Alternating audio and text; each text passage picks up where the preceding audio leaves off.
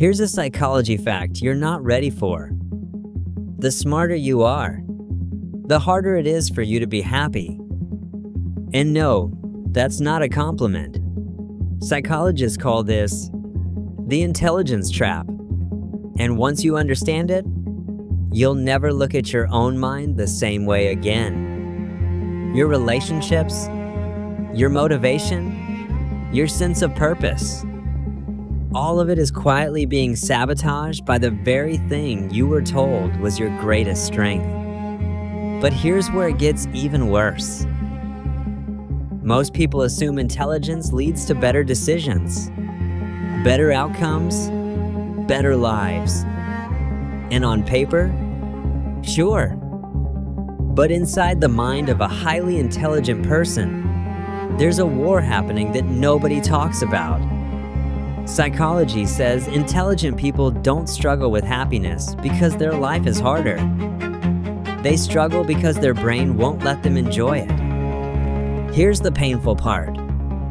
The more cognitive power you have, the more your brain finds reasons why the good things in your life aren't good enough.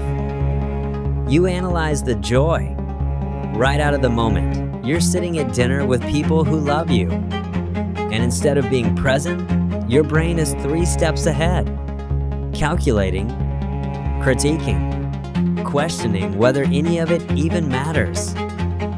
That's not depth. That's a trap.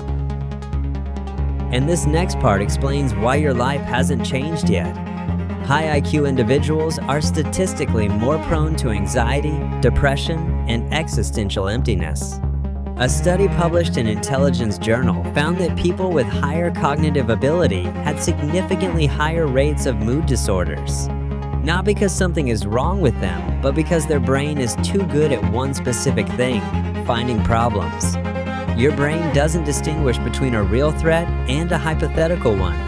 So while average thinkers move on, your brain stays. It replays. It re-examines. It builds entire disaster scenarios out of conversations that lasted 30 seconds. You overthink compliments. You overthink silence. You overthink your own overthinking. And the cruelest part? You know you're doing it, and you still can't stop. This happens because intelligent people have what researchers call hyperactive default mode network activity. In plain terms, your brain never truly rests.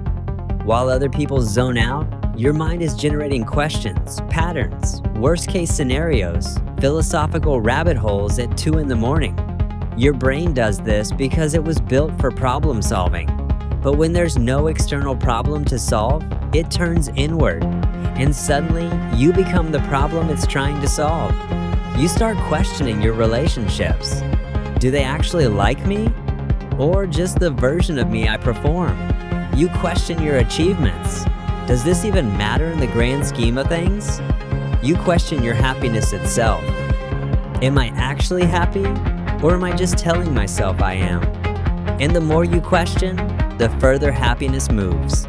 There's also something called affective forecasting errors, and intelligent people are more vulnerable to this than most. You are so confident in your ability to predict outcomes that you convince yourself the future will disappoint you before it even arrives. You talk yourself out of excitement. You suppress hope because hope feels naive. You've been right about bad outcomes before, so your brain starts treating pessimism like a personality trait. Meanwhile, the people you secretly envy, the ones who seem effortlessly content, they're not smarter than you. They're just less in their own head. They feel something, and they let it land. You feel something and immediately start interrogating it. Here's the truth you've been avoiding. Your intelligence is not the problem. The way you've been using it is. You've been pointing your most powerful mental tool at yourself, inward, constantly, like a flashlight that never turns off, and you wonder why you're exhausted. If you want to break this cycle, start with one thing: scheduled cognitive rest. Not meditation, not journaling, though those help. Just this. Pick one part of your day where you deliberately refuse to analyze. You eat and you just eat. You walk and you just walk. You let a moment exist without turning it into a case study. Here's the mental trick that actually works, and it comes from behavioral psychology. It's called cognitive diffusion. Instead of fighting your thoughts or believing them completely, you learn to observe them like passing clouds. You don't grab them, you don't argue with them, you just watch. Because the goal was never to think less. The goal is to stop letting your thoughts live your life for you. Your intelligence built you a magnificent prison. The door was never locked. You just never stopped thinking long enough to notice.